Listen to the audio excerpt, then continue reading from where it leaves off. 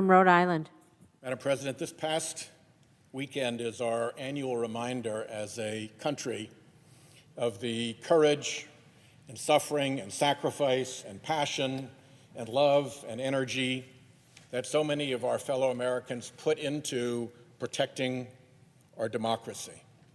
When in a democracy, one group of citizens can deliberately, purposefully make it more difficult for another group of citizens to vote, they have put a dagger into that democracy. We cannot let that happen. And I'm here today to focus in particular on one voting right that we have in this country, and that voting right is, when you're voting, to know what the hell is going on around you in that election. To know who is saying what, to know who the players are around you. If we're supposed to sit here as Americans and just act like indolent consumers, passive in this democracy, that's not the way it's supposed to work. Citizenship is an office, and that office has duties. And the duties include being informed of what is going on around you. And what is stopping American citizens from knowing what is going on around them is the cascade, the torrent, the Nile River of dark money that has begun to flow into our democracy since Citizens United. It wasn't enough that the Republican members of the court let unlimited money flow. They then had to refuse to react when that unlimited dark money went underground, when it went dark, when it became anonymous. They've had chance after chance to fix it, and they've refused, and we are left with this mess. It matters that citizens know who's talking in a democracy. In my circuit, the First Circuit Court of Appeals, where Jack Reed and I have the honor occasionally to recommend nominees to the president, there's a judge who I believe is the dean of the First Circuit Court of Appeals named Bruce Elia. He's a Rhode Islander. He was a Reagan appointee. He's a Republican. He's a very distinguished judge. And he has said it is crucial that the electorate can understand who is speaking, and thus to give proper weight to different speakers and messages when deciding how to vote. That crucial right is denied to Americans wholesale because of an unprecedented dark money campaign of interference in our democracy. You see it whenever it's election season. You're watching a television show and suddenly your TV screen is occupied by an advertisement that tells you that somebody is a bum, that somebody is no good, that somebody is terrible, that smears them. And at the end it says, this advertisement was brought to you by Americans for Peace and Puppies and Prosperity, some completely imaginary group that was cooked up just to launch those advertisements.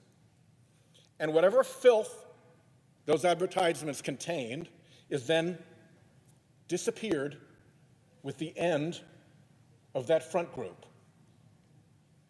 It's the political equivalent of toilet paper. You flush it when you're done with the filth, and whoever is behind it keeps their hands clean. So we now have a tsunami of slime, as one writer put it, flowing through our country, and it is denying our citizens the most fundamental right they have when they vote, which is to know who the actors are and who is doing what to whom. Well, in this bill is the Disclose Act that would fix that. If you spend more than 10 grand in an election, you have to report it. And I don't care how many shell corporations and donors' trusts and phony 501c4s you line up to blockade your identity, our bill will get through it.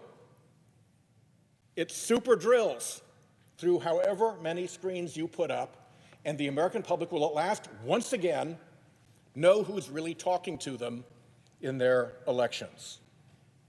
Dark money, Madam President, takes away voters' right to know who's talking to them and what's going on in their democracy.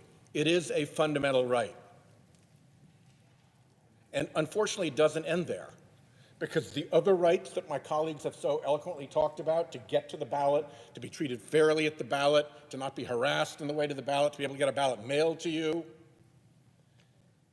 the Republican efforts around the country to attack those rights, to suppress votes those ways, you know how that's being done? It's being done with dark money. We know it because they've been caught. It's not a matter of debate or dispute. When these enterprises are set up to deprive what Reverend Warnock calls some people of their right to vote, and when the laws are done so that that is accomplished against particularly African-American voters with what one court called surgical precision, that is not happening at random.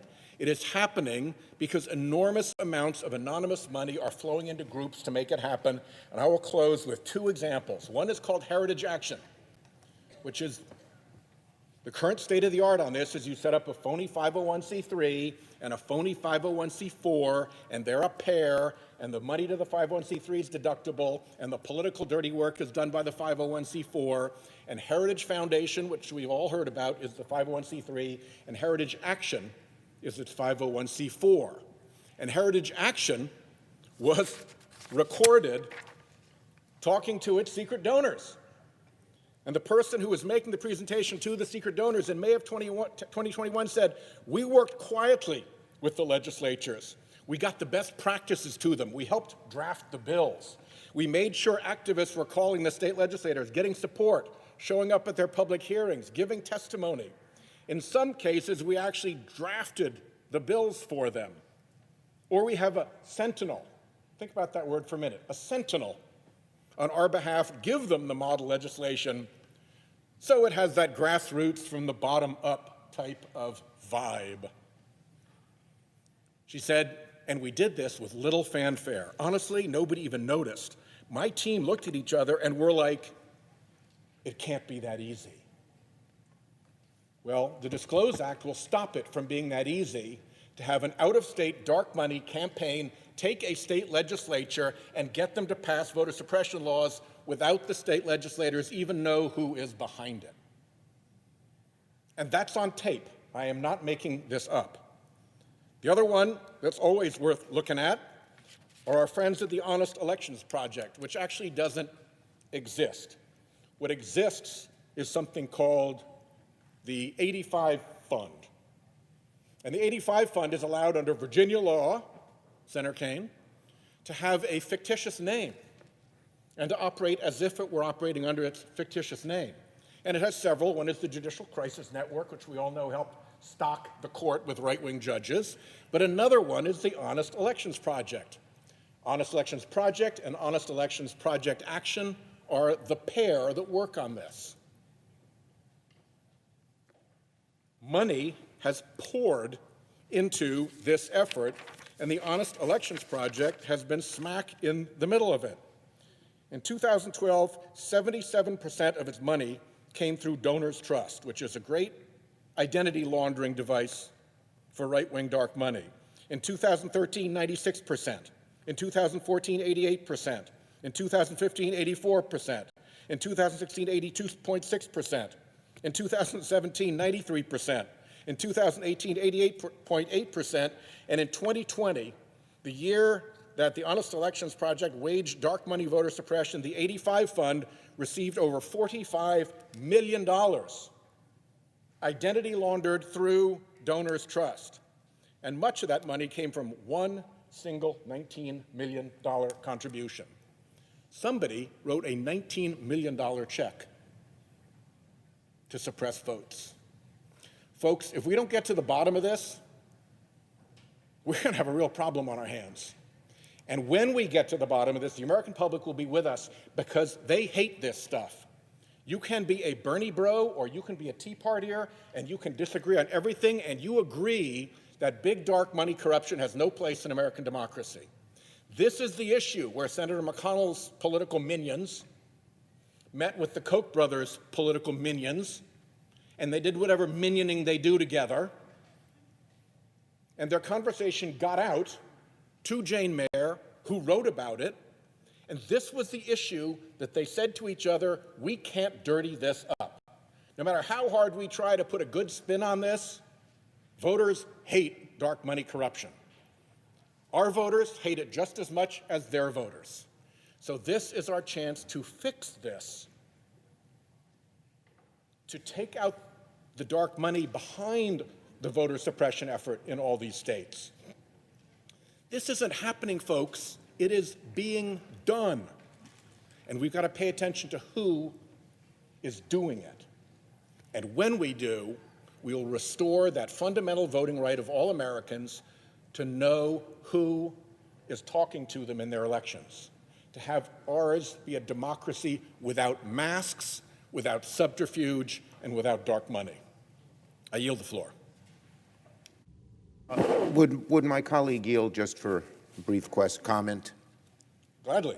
I just want to thank Senator Whitehouse.